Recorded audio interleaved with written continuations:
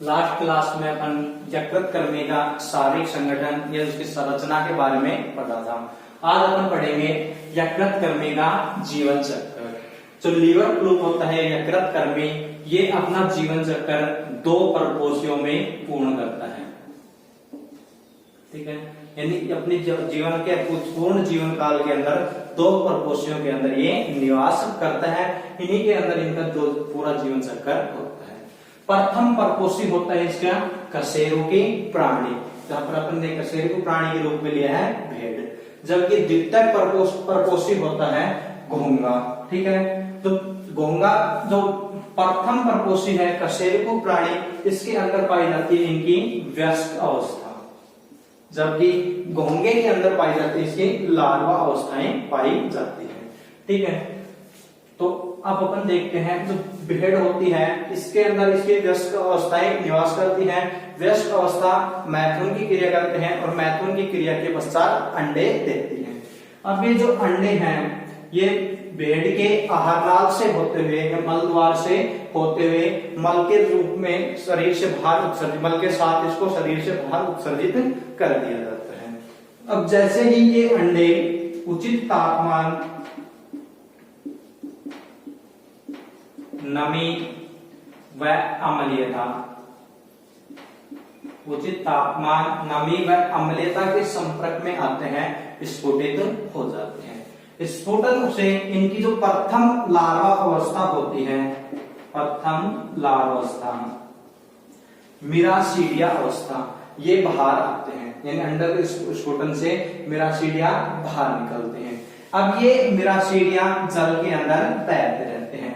जल के अंदर तैरते तैरते जैसे ही घोंगे के संपर्क में आते हैं तो घोंगे के जो कोमल भाग होते हैं शरीर के, उनसे चिपककर इनके शरीर में प्रवेश कर जाते हैं। अब यहाँ पर ये अब अपनी विभिन्न अवस्थाओं के अंदर परिवर्तित होते रहते हैं। घोंगे के अंदर इनकी अनेक अवस्था परिवर्तित होती है। जैसे ही घोंगे में सार्केरिया अवस्था बनती है, सार्केरिया अवस्था से ही ये बाहर निकल करके बाहर आ जाते हैं। ठीक है, अब सार्केरिया अवस्था वापस पानी के अंदर तैरने लगती है।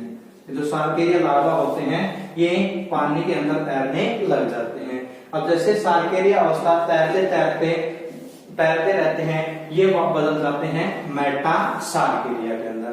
मेटासार्केरिया है ये घास या किसी भी पादप के संपर्क में आते हैं, उनसे ये चिपक जाते हैं।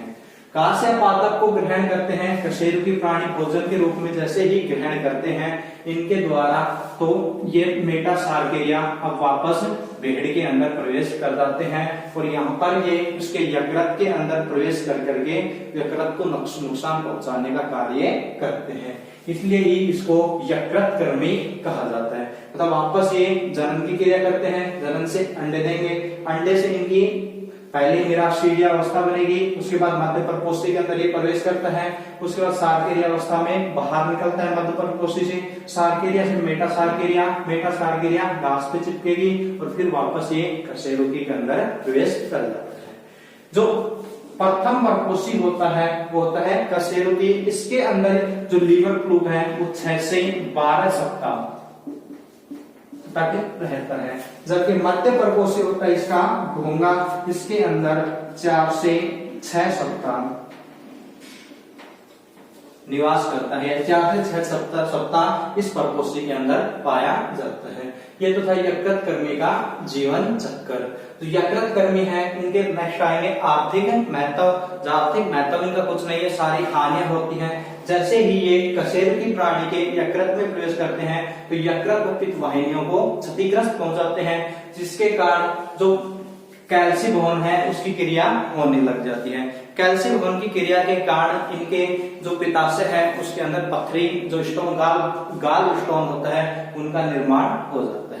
ठीक है, अगर ये यकृत कर्मी सीधे अमाशय से होते हुए अगर शरीर से बाहर आ जाते हैं तो पशुओं को या जो भेड़ होते हैं इनको कोई नुकसान नहीं होता है, लेकिन ये बाहर नहीं आ पाते हैं तो उस स्थिति के अंदर जो भेड़े हैं उनसे के अंदर रक्ताल्पता जैसी हो जाती है। भोजन कम ग्रहण करते हैं, भोजन में शक्ति की कमी होने के कारण इनकी जो उत्पादक क्षमता जैसे कि ऊन व दूध में कमी होने लग जाती है।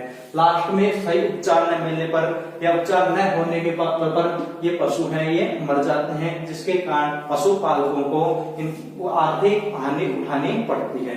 ये तो थे इसके आर्थिक महत्व।